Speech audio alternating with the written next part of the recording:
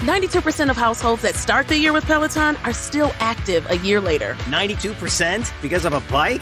Not just bikes. We also make treadmills and rowers. Oh, let me guess, for elite athletes only, right? Nope. It doesn't matter if you're an avid exerciser or new to working out. Peloton can help you achieve your fitness goals. 92% stick with it. So can you. Try Peloton bikes, tread, or row risk-free with a 30-day home trial. New members only. Not available in remote locations. See additional terms at onepeloton.com/home-trial. Need weekend plans? Check out what's happening at your local Lowe's. Weekending at Lowe's gives you and your family the opportunity to make us your weekend destination. Join us in-store for free giveaways, events, and activities for everyone to enjoy. This month, stop by for fun events like our 2-day Super Bowl prep party and our Valentine's-themed kids workshop. Visit Lowe's.com/events for this month's full lineup. Count on Lowe's for all your home improvement needs. And now, activities in your community with Weekending at Lowe's. Impact of Influence, the Murdaugh family murders. This is the unfolding story of a powerful South Carolina family, the mysterious deaths they are linked to, and our quest to bring you the truth. Hello, friend. Cranking out a lot of podcasts as quick as we can because so much is happening in this trial.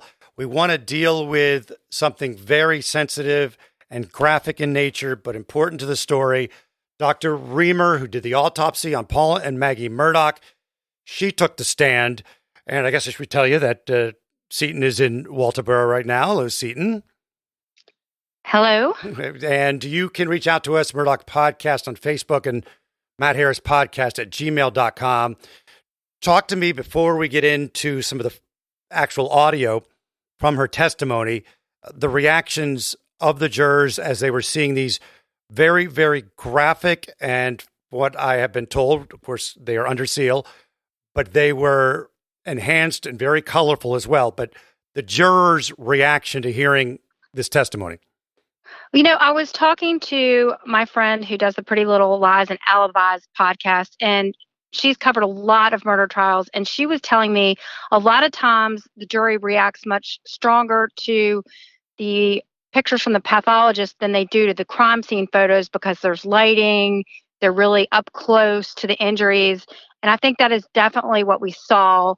There were jurors who were shielding their faces. In fact, the pathologist apologized several times and said, you know, we know this is really tough stuff.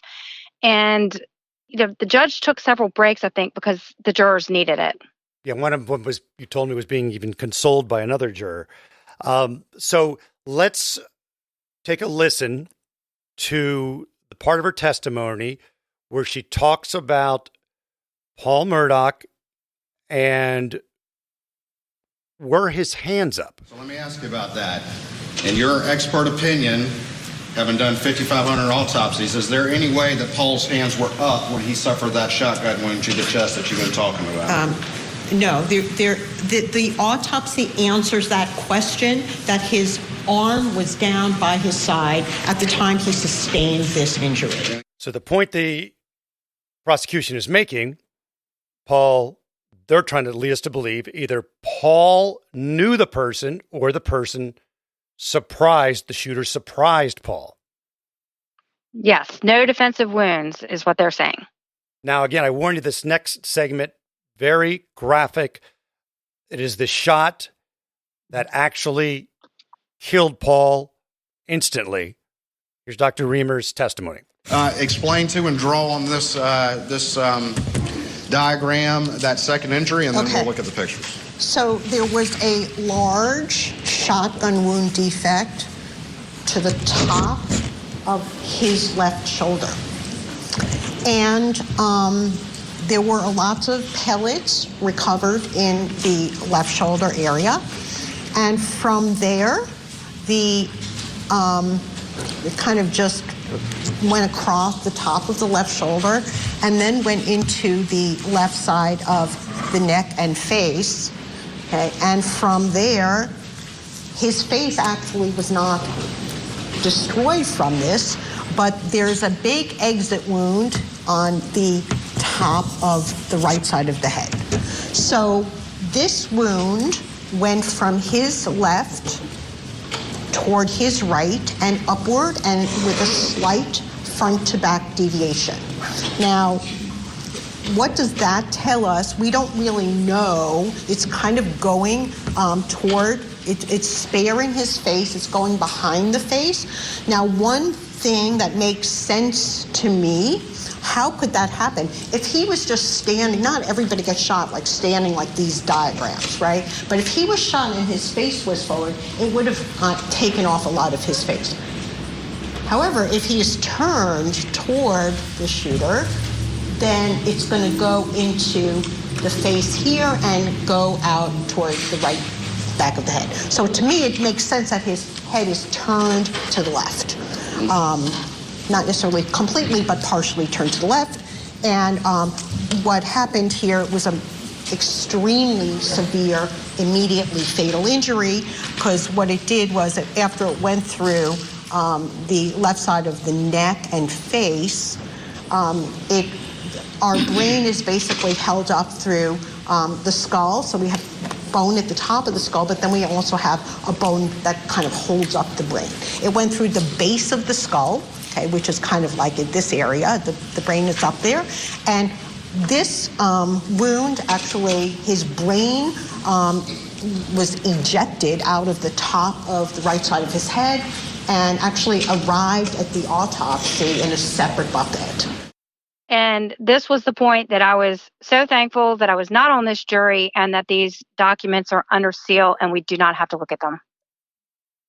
Alec was crying hard. Some will say it was a show, but he was bawling. And I don't, how can, even if he did it, how can you not bawl your eyes out when you would hear something about your son like that? And also, Buster was very upset, obviously. I'm kind of stating the obvious, but it's very gruesome and it's horrifying how it happened. And there is a school of thought saying this helps the prosecution because they show... We are so excited to have HelloFresh as an advertiser. I am a big fan. I personally love to get their boxes every week. HelloFresh now has 40 weekly recipes to choose from. I know I've really gotten into a rut at home, and this is so exciting to get new recipes to try and just get out of that daily rut. What I also love is being able to add proteins to veggie dishes. We are trying to do this low carb thing, so that really works for our family. You can also switch between Green Chef and Hello Chef because Green Chef is now owned by Hello Chef, and you can have a wider array of meal plans. Go to HelloFresh.com/Murdaugh22 and use the code Murdaugh22 for 65% off plus free shipping. Go to HelloFresh.com/Murdaugh22 and use the code Murdaugh22 for 65% off plus free shipping. America's #1 meal cut. Again, go to HelloFresh.com/Murdaugh22 to use your Murdaugh22 for 65% off plus free shipping. The Jeep Grand Cherokee 4xE. It's electrified. Boogie, woogie, woogie. So you can boogie, woogie, woogie into the forest. Boogie. Boogie, woogie, woogie through the mud. Or boogie, woogie, woogie to work, where you boogie, woogie, woogie down the hall to your boss's office to tell him you quit. Sure got the boogie. Then you boogie, woogie, woogie to the elevator as he boogie, woogie, woogies after you, begging, please, take me with you. Boogie. The electrified Jeep Grand Cherokee 4xE. Learn more at Jeep.com. Jeep is a registered trademark of FCA US LLC. Need weekend plans? Check out what's happening at your local Lowe's. Weekending at Lowe's gives you and your family the opportunity to make us your weekend destination. Join us in-store for free giveaways, events, and activities for everyone to enjoy. This month, stop by for fun events like our 2-day Super Bowl prep party and our Valentine's-themed kids workshop. Visit Lowe's.com/events for this month's full lineup. Count on Lowe's for all your home improvement needs. And now, activities in your community with Weekending at Lowe's. How violent this was. Some say it helps the defense because the jurors might say, how could anyone do that to their child? But we will see as each side continues to put forward their case. And they really seem to be hammering in this point, the prosecution, that his head was turned in a manner that his face was intact, but not the back of his skull. And I'm not really sure exactly why that is at this point. I think when they bring their crime scene experts in, we'll know why, and they'll probably tell us exactly why this angle is important. Let's move on to Maggie's injuries. We originally thought there was 5 shots, but there's 5 wounds, which could have been 4 shots. Again, this was not with a shotgun. This was with an assault rifle. And she talked about how Maggie was hit in close range, and one of the bullets would have gone into the organs and the kidney and would have caused Maggie to either be bent over or possibly on all fours, which explains how she describes the shot that was fatal. All right. Now tell me about the fourth one, if you would, Okay. please. So the fourth one was somewhat unusual because it's going in an upward direction through the body. Okay. There was an entrance wound on the underside of the left breast that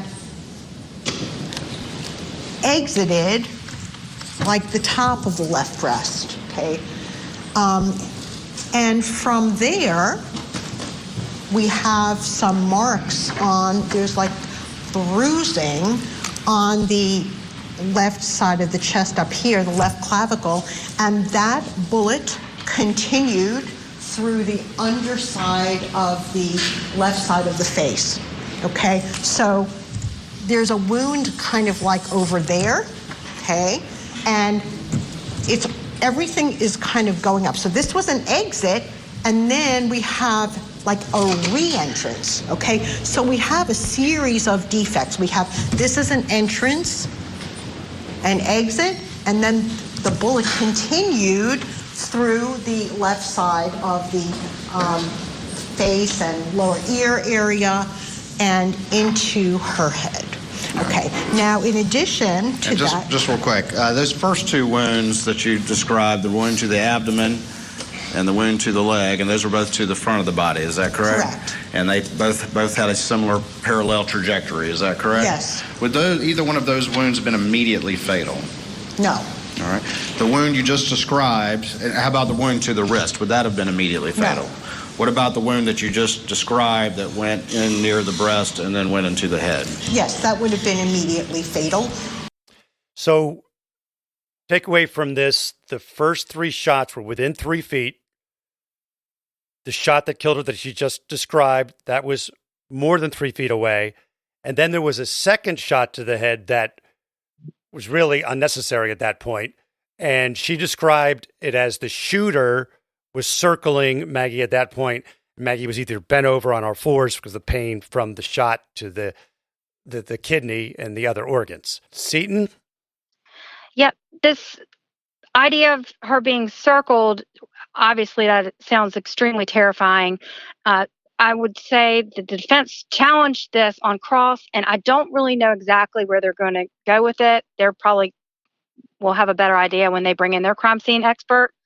But it seems like maybe when they were challenging this circular thing with her, they're maybe going to try to bring in the 2-shooter. That's where I thought. But I mean, again, that's just my best guess. Well, they did get her to say that it's possible that Maggie was moving and the shooter was still. Yes. Like she was in pain and kind of like twirling around. So they opened up the door to that possibility. Let's talk a little bit more about Cross.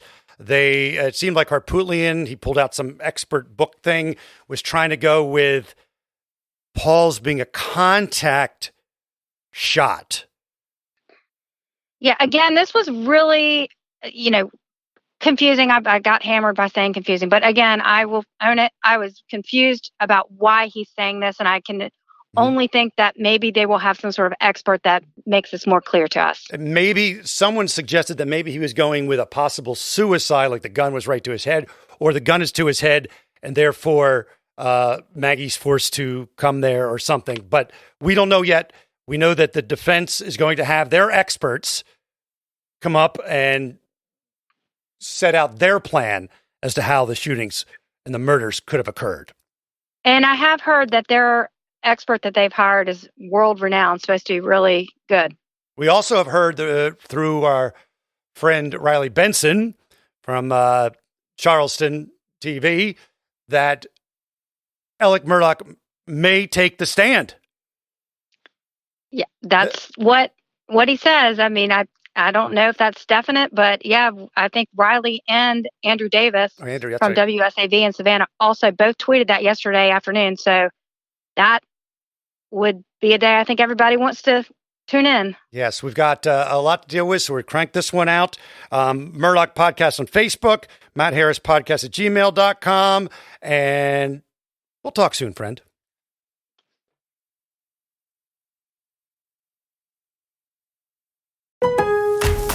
Need weekend plans? Check out what's happening at your local Lowe's. Weekending at Lowe's gives you and your family the opportunity to make us your weekend destination. Join us in-store for free giveaways, events, and activities for everyone to enjoy. This month, stop by for fun events like our 2-day Super Bowl prep party and our Valentine's-themed kids workshop. Visit Lowe's.com/events for this month's full lineup. Count on Lowe's for all your home improvement needs. And now, activities in your community with Weekending at Lowe's. Progressive is America's #1 motorcycle insurer, so we understand motorcycles. No, really, we have a bike translator.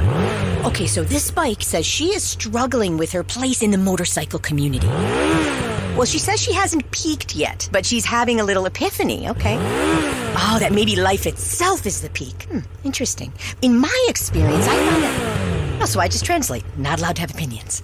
Got it. Quote with Progressive and see if you could save with America's #1 motorcycle insurer. Progressive Casualty Insurance Company and Affiliates.